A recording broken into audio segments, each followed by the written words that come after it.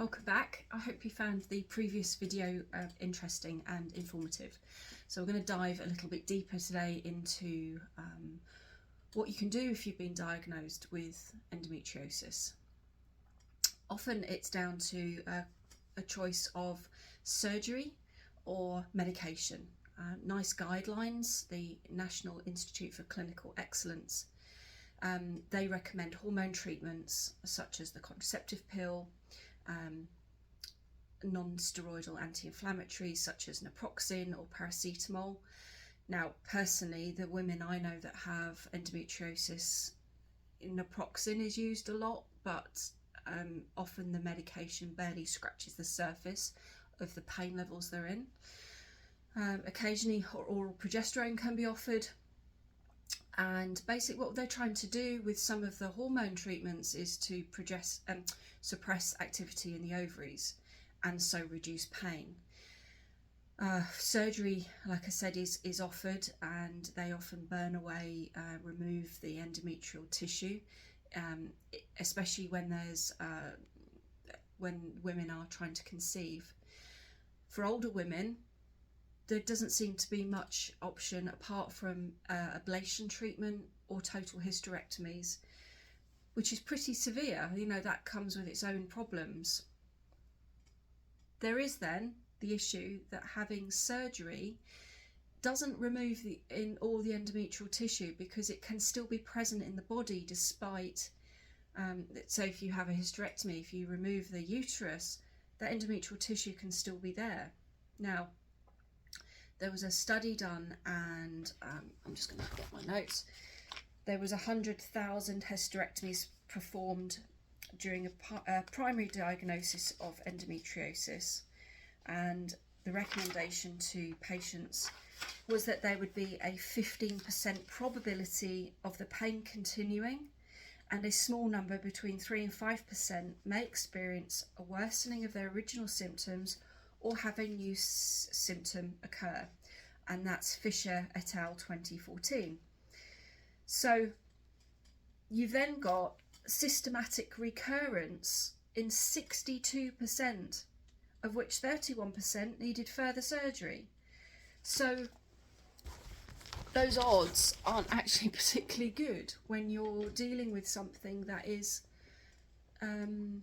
life-affecting. And the lesions, endometrial lesions can be, endometrial lesions in the bowel can be the most likely reason, according to the research, of recurrence, which then reinforces the metaplastic theory, which we mentioned in the earlier video.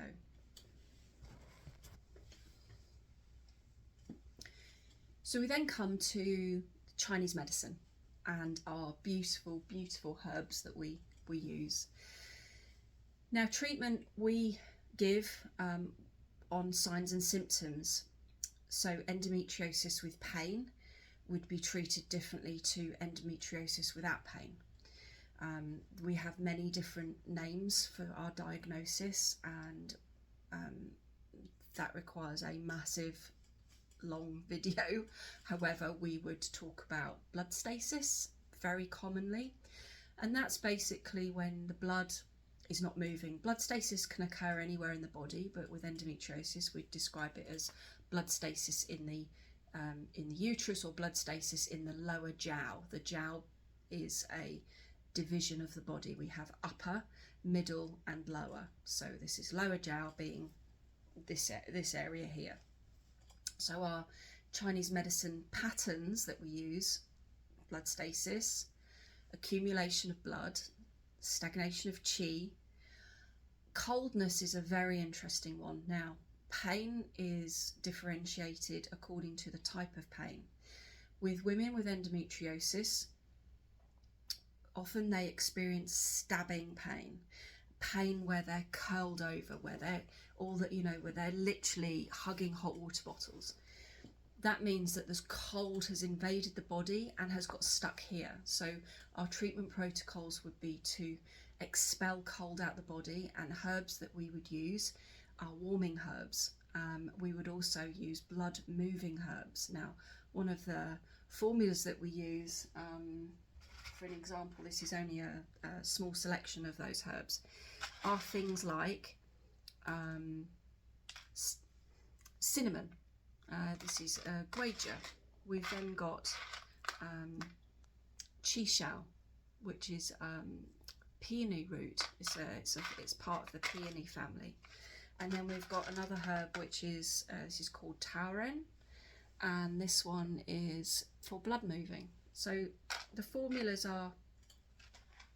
they don't have to be complicated, but this is a really well-known part of, because that's not the full formula, but it's part of a really well-known formula that we use for treating endometriosis. So depending on whether you're trying to conceive or not depends on how we would treat it. Now, I like to treat with acupuncture as well, but for endo, I think the most important thing is actually herbal medicine. So I do encourage all my endo patients to take herbs.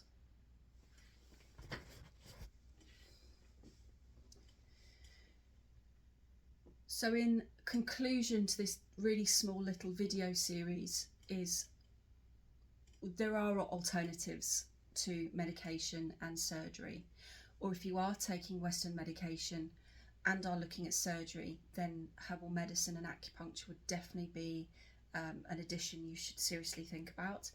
There are many experienced and fantastic practitioners in the UK and also worldwide, and if you're in the UK, then check us out on the RCHM, which is where you get gold standard therapists, and we would love to help you. We would love to help you navigate through this. And endometriosis is one of these conditions that, like we said in the start, is extremely difficult to understand. It's extremely complex. It causes a massive amount of problems with fertility, and it's debilitating. But you don't need to suffer, because we can help. And if you would like more information, please reach out. I can put you in touch with other practitioners around the country if you're not local to me in Harlow. I'd be more than happy to do that. If you want more information on what we're doing, then please drop me a message below, and I'd love to hear your thoughts and your comments and any experiences you've had with traditional Chinese medicine and acupuncture. Thanks for watching.